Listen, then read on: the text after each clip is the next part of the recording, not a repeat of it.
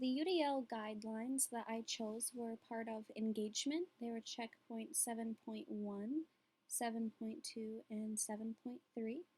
For the first checkpoint, it was about optimizing individual choice and autonomy. So basically, it describes needing to think about each individual student and having them be able to have some sort of choice in how they're learning and having tools available to be able to provide them with choices to be able to learn the same lessons as others. So this can be in how it's presented in color, or just different tools in sort of tracking their learning and giving them different ways to be able to learn for different types of learners. So I chose the tool Rhythm Trainer. This is an app that can be used to help students learn different types of rhythms at their own pace. So I would have this either as an entire classroom activity, as maybe 5-10 minutes to start out the day, or I could also have them break up into small groups or even individual students being able to pick their own mode, their own tempo, and then having goals for students to reach certain rhythms. I found this just by Googling rhythm apps for students to use that are easy. This had a couple of reviews talking about how they use it in their own classroom, as well as the different features in it, the different modes and different rhythms. So if we do go to the Rhythm Trainer site itself, it does show us that it's a free app, which is always great when we're talking about education and having money for these sorts of things, as well as it having different types of exercises. Mode A, you're able to hear the rhythm as well as interact with that rhythm, tapping it on the screen or on your own legs, that sort of thing. Another mode on a different level where you're able to see a rhythm and then you choose a sound as well to match, so that'll help students be able to hear it differently, see it differently, as well as being able to pace it on their own. You're also able to email your results, which I thought was really cool, that the teacher would be able to kind of get your progress, see how far they're going, to be able to see that, and then you would just use your flash. The cost of this is free so far that I found, as well as the reviews. Others were talking about it being a free app, which is nice. And then the different features that it had, the modes and the different rhythms, as well as tempos, which is nice. I would use this more, I would say, upper elementary, as well as maybe sixth, seventh grade. Um, I just really like that there are different capabilities you could use with this, whether it's as a class or again, each on their own. And by breaking this into individual groups or students, this would be able to have different challenges. You're able to have rewards based on how far students make it, and then being able to pace themselves as well as having their own sequence of tasks on which to do next. So this could really give each student their own sense of accomplishment and having the choice of what types of rhythms and the amount of times they're able to practice each skill. So that could be really important. The next sense of engagement that I was looking at is sustaining effort and persistence. This mainly talks about for our guideline 7, our 7.2 is relevance, value, and authenticity. So this mainly talks about making sure that what you're teaching students is relevant to them, whether it's their own culture or in everyday life, making sure it's appropriate age-wise, socially with what's going on, as well as giving them ways to actively participate in what's going on. This can be really good for self-reflection. What sort of message are you wanting to send? And this really, I think, goes well with music because everything is so relevant and draws from our own cultures, differences, whether it's our own culture we can identify with or other cultures. So for this, I chose Rockmate, which is another app This allows students to be able to compose. It's a composing app. So you could break students up into small groups. It gives them all sorts of different sounds and instruments that they're able to play with, and it is able to record their voices as well, which can be a great self-reflection tool. The cost of Rockmate is 99 cents, which really not too bad in the grand scheme of things.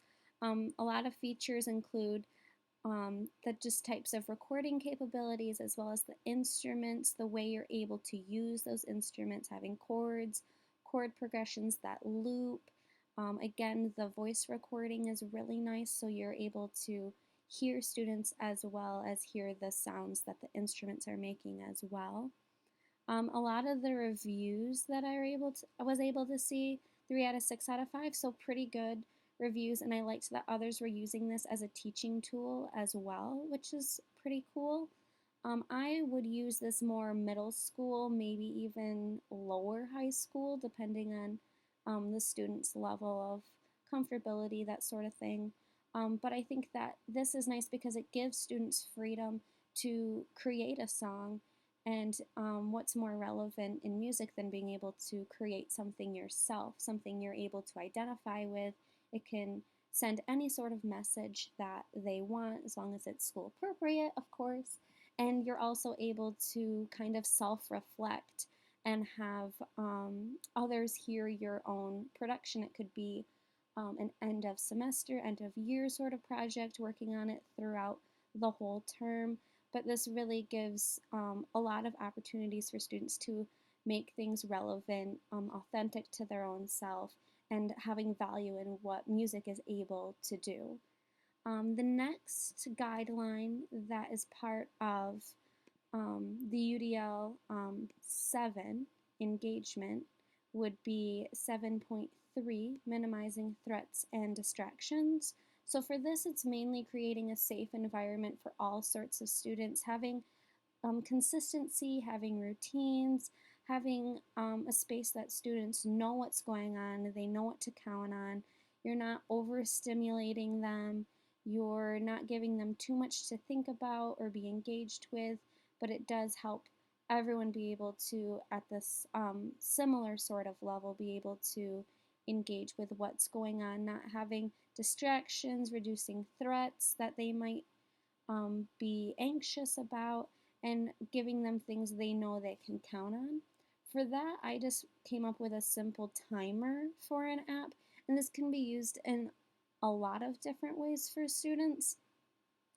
Um, the URL is found here at the top, but honestly, I'm sure it comes with any sort of Mac or many other computer devices as well. The cost should be free. You can buy different versions that have different capabilities, but for how I would use it, just a simple one that comes on your Mac would work. I could use this as part of your everyday routine. They come in and it's, one good thing, and you set a timer. 10 minutes is set for that. They know the first 10 minutes is set for um, good things. You could have your schedule written on the board, have times next to it so students know, oh, I have 5 minutes for this activity. We'll be talking about this for 10 minutes, and just sort of give them a guideline that they know they can count on. It's also nice that the timer is visual, so it will pop up on the screen. You could even display that for students so they're not anxious. How much more time do I have, or what's coming next? They know this timer is for this, or they know what's happening throughout your classroom. You can also minimize any of your other sounds. You need to be able to hear the alarm that comes off, or you could use it as a stopwatch of, okay, I'm giving us 10, and then it has that simple sound. It's not overstimulating for students. You could also use it, have students break up into small groups, give them however much time is designated. They can see it, they know how much time they need to be discussing with their fellow students. It's not anything that is in question for them. You could also use it to give them breaks, give them a 5-minute brain break or stretch break. They know that they can count on that. And again, having a lot of those things written on the board, I think, could be helpful for students that find anything like this giving them anxiety. You could also have it as part of, specifically a music class, having it part of your warm-ups.